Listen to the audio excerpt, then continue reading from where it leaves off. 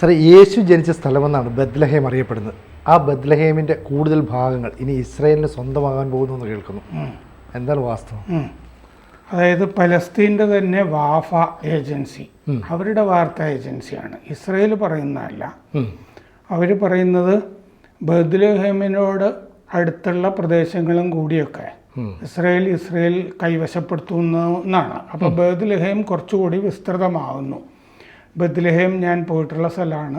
Church of nativity, യേശുവിൻ്റെ ജന്മദേവാലയം, church of nativity, അവിടെ പോയിട്ടുണ്ട്. അവിടെ മറ്റേ ആരാധിച്ചിട്ടുമൊക്കെ ഉണ്ട് യേശു എൻ്റെ ചർച്ച് ഓഫ് നേറ്റിവിറ്റിയിൽ. അപ്പോൾ ഞാൻ ചെല്ലുന്ന സമയത്തൊക്കെ അത് പലസ്തീൻ നിയന്ത്രണത്തിലുള്ള സ്ഥലമായിട്ട് തന്നെയാണ് അറിഞ്ഞുകൊണ്ടിരുന്നത്. പക്ഷേ ഇപ്പോൾ ബത്ലഹേമിൻ്റെ ഒക്കെ നിയന്ത്രണം ഇസ്രായേലിൻ്റെ കയ്യിലാണ്. അപ്പോൾ വാഫ ഏജൻസി പറയുന്നത് അവിടെ 1.85 ഏക്കർ സ്ഥലം ബത്ലഹേമിൻ്റെ പടിഞ്ഞാറ് ഹുസൻ ഗ്രാമത്തിൽ കഴിഞ്ഞ ദിവസം ഇസ്രായേൽ പിടിച്ചിരിക്കുന്നു എന്നാണ്. കാരണം ഇസ്രായേലിൻ്റെ കയ്യിലാണ് ബത്ലഹേം, അതിനുള്ള അടുത്തുള്ള സ്ഥലങ്ങളും കൂടി പിടിക്കുന്നു എന്നാണ് പലസ്തീൻ വാർത്താ ഏജൻസി തന്നെ പറയുന്നത്. അതിൻ്റെ അവിടുത്തെ വില്ലേജ് കൗൺസിൽ തലവൻ ജമാൽ സബാത്തീൻ എന്ന് പറഞ്ഞ ആളെ ഇവർ ഉദ്ധരിച്ചിട്ടുണ്ട്. അദ്ദേഹം പറയുന്നത് ഭൂപടം ഇറക്കിയിട്ടുണ്ട്. ഇപ്പോൾ ഈ പ്രദേശങ്ങളൊക്കെ ചേർത്ത് ഇസ്രായേലിൻ്റെതായിട്ട് ബത്ലഹേം ഒക്കെ ചേർത്ത് ഭൂപടം ഇറക്കിയിട്ടുണ്ട്. ഈ ഗ്രാമത്തിൻ്റെ പശ്ചിമ കവാടം അതിനോട് ചേർന്ന പ്രദേശമാണിപ്പോൾ ഈ പിടിച്ചിരിക്കുന്നത്. ബെയ്ത്തർ ഇല്ലിത്ത് സെറ്റിൽമെൻറ്റിനടുത്ത്, ബെയ്ത്തർ ഇല്ലിത്ത് സെറ്റിൽമെൻ്റ് എന്ന് പറഞ്ഞാൽ അവിടെ ഇപ്പോൾ ഇത് ഈ യഹൂദിയ എന്നിപ്പോൾ ഇസ്രായേൽ വിളിക്കുന്ന വെസ്റ്റ് ബാങ്ക്, അതിൻ്റെ ഭാഗമാണ് ഈ പറഞ്ഞ. അവിടെ ജൂതന്മാരെ കൊണ്ടുവന്നിപ്പോൾ പാർപ്പിച്ചിരിക്കുകയാണ് ഈ പലസ്തീൻ പ്രദേശങ്ങളിലും ഒക്കെ. വെസ്റ്റ് ബാങ്കും ഒക്കെ കയ്യിലേറിയ സ്ഥലത്തൊക്കെ ജൂതന്മാരെ പാർപ്പിച്ചിട്ടുണ്ട്. അങ്ങനെ ഉള്ള ഒരു സെറ്റിൽമെൻറ്റിൻ്റെ അടുത്തുള്ള കുറച്ചും കൂടി സ്ഥലം കൂടി പിടിച്ചിരിക്കുന്നു. അപ്പോൾ പലസ്തീൻകാരായ അയേദ് ഒദേസ് സൂഷ, അഹമ്മദ് മഹമ്മൂദ് ഷെഹ്റിയ എന്നിവരുടെ സ്ഥലമാണ് ഈ പിടിച്ചെടുത്തിരിക്കുന്നത് എന്നാണ് വാർത്താ ഏജൻസിയിൽ പറയുന്നത്. 2 പലസ്തീൻകാരുടെ ഒരു 2 ഏക്കറോളം സ്ഥലം കൂടി പിടിച്ചെടുത്തിരിക്കുന്നു. അപ്പോൾ ലാൻഡ് റിസർച്ച് സെൻറ്ററിൻ്റെ വാർഷിക റിപ്പോർട്ടിൽ പറയുന്നിരിക്കുന്നത് 970 പലസ്തീൻ വീടുകൾ തകർത്തിട്ടുണ്ട്, 765 വീടുകളും കൂടി തകർക്കാൻ ഉത്തരവ് ആയിട്ടുണ്ട്. അപ്പോൾ ആ പ്രദേശത്തുമൊക്കെ സെറ്റിൽ ചെയ്യുക എന്നുള്ളതാണ് ഉദ്ദേശിക്കുന്നത്. 53 ചതുരശ്ര കിലോമീറ്റർ സ്ഥലം ഈ വെസ്റ്റ് ബാങ്കിൽ യഹൂദിയയിൽ ഇസ്രായേൽ പിടിച്ച് സ്വന്തമാക്കി കഴിഞ്ഞു. കിഴക്കൻ ജെറുസലേമും ഇസ്രായേലിൻ്റെ കയ്യിലാണ്.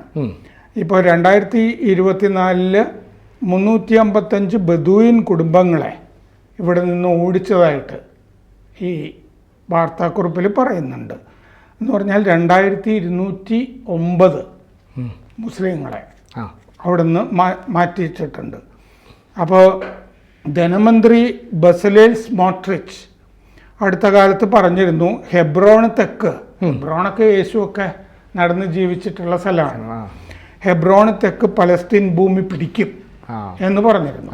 എന്ന് പറഞ്ഞാൽ ഈ ബിബ്ലിക്കലായിട്ടുള്ള സ്ഥലങ്ങളുണ്ടല്ലോ, പഴയ നിയമത്തിലും പുതിയ നിയമത്തിലും പറയുന്ന ആ സ്ഥലങ്ങളൊക്കെ ഇസ്രായേലിന്റെ കൈവശമാവുന്നതാണ് അർത്ഥം.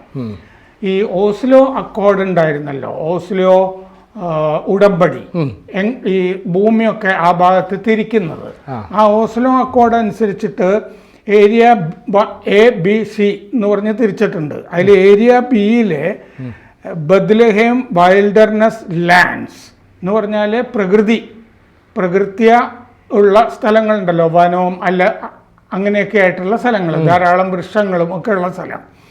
ആ സ്ഥലങ്ങൾ ഓസ്ലോ ഉടമ്പടി അനുസരിച്ചിട്ട് പലസ്തീൻ്റെ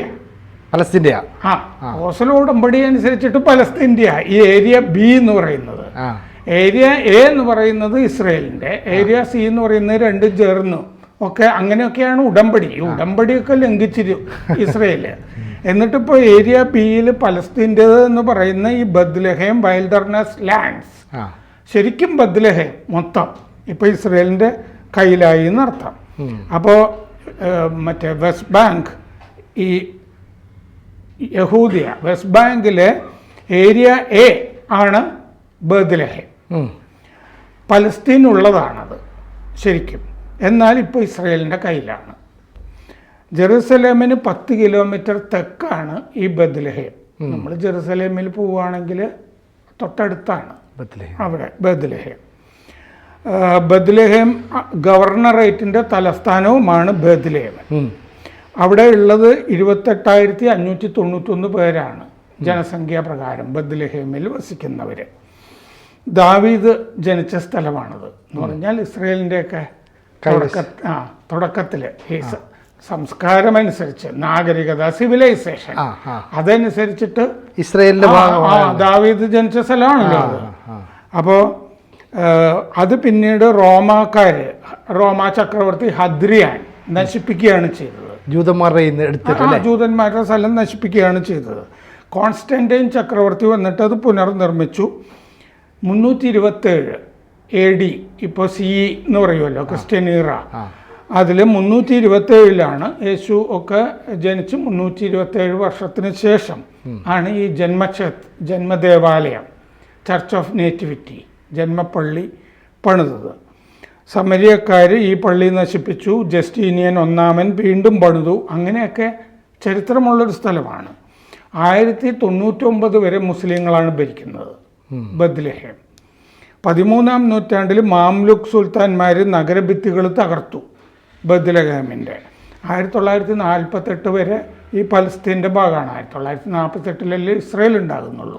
അപ്പോൾ പലസ്തീൻ്റെ കയ്യിലാണ് ബത്ലഹേം. 1948 ജോർദാൻ ആണ് അതിൻ്റെ ഭരണമൊക്കെ ഏൽക്കുന്നത്. മറ്റേ അലക്സ മോസ്കിൻ്റെ ഭരണവും ജോർദാൻ ആണല്ലോ. 1967 6 ദിവസത്തെ യുദ്ധത്തിൽ ബേത്ലഹേം ഇസ്രയേൽ പിടിച്ചു. 67 മുതൽ ബേത്ലഹേം ഇസ്രയേലിൻ്റെ കയ്യിലാണ്. വെസ്റ്റ് ബാങ്കും അന്നാണ് പിടിച്ചത്, കിഴക്കൻ ജെറുസലേമും ഒക്കെ.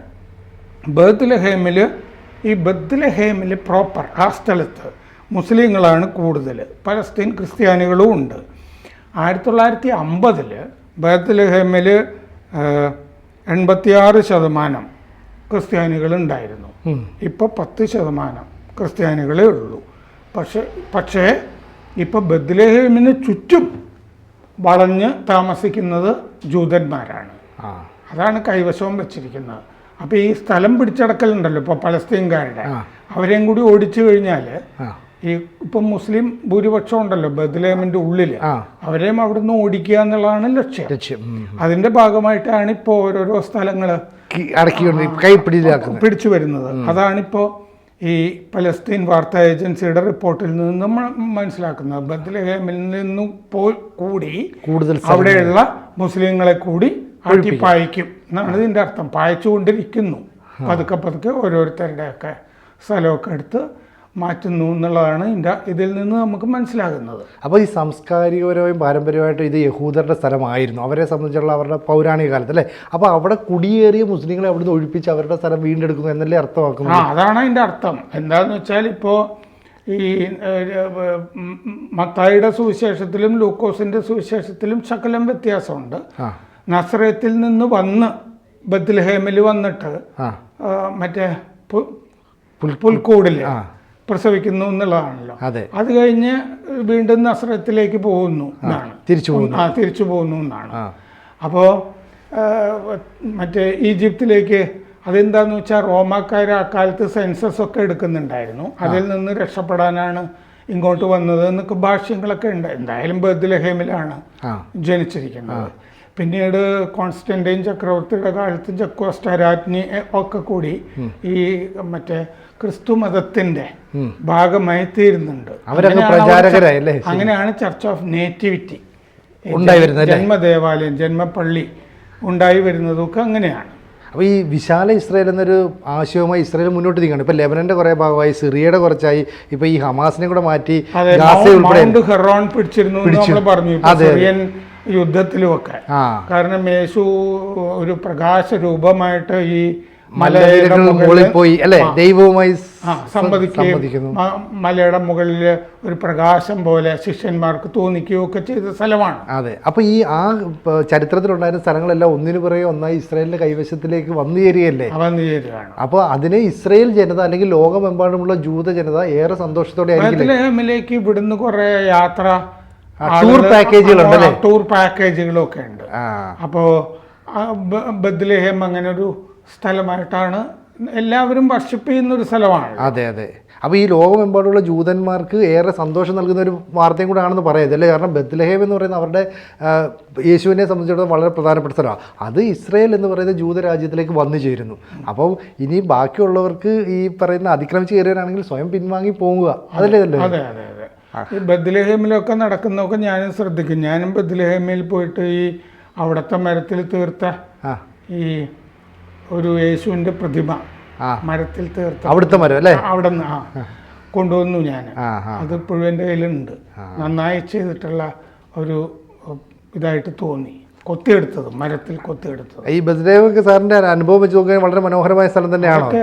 പിന്നെ ഒരു ഹീബ്രു ബൈബിളും ഞാൻ അവിടെ നിന്ന് മേടിച്ചിരുന്നു. ഹീബ്രു ഭാഷയിലെ മരം കൊണ്ട് പൊതിഞ്ഞത് ആണോ ബൈബിൾ? Hebrew Bible.